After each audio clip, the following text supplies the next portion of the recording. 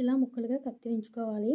టమాటా పచ్చడి కోసం నాటు టమాటాలు అయితేనే టమాటా పచ్చడి చాలా రుచిగా ఉంటుంది.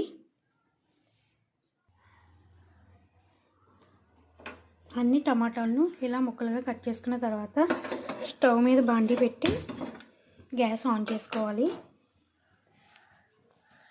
తర్వాత కొద్దిగా ఆయిల్ వేయాలి.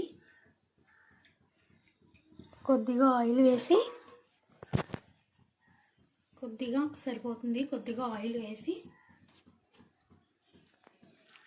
టమాటా ముక్కల్ని వేసి మగ్గించుకోవాలి. వాటర్ పోయేంత వరకు ఈ విధంగా టమాటా ముక్కలన్నింటినీ కూడా వాటర్ అంతా పోయే వరకు మగ్గించుకోవాలి. ఒక 20 గ్రామ్స్ చింతపండు కూడా ఈ టమాటాలతో పాటు ఉడకబెట్టుకోవాలి.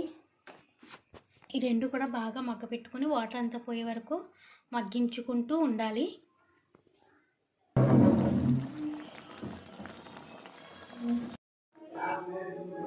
తర్వాత ఇందులో కారం, ఆవం, ముందుగా తీసుకున్న ఆవాలు, మెంతులు, జీలకర్ర పొడితో మిక్స్ చేసుకోవాలి. మిక్స్ చేసుకొని పక్కన పెట్టుకొని తర్వాత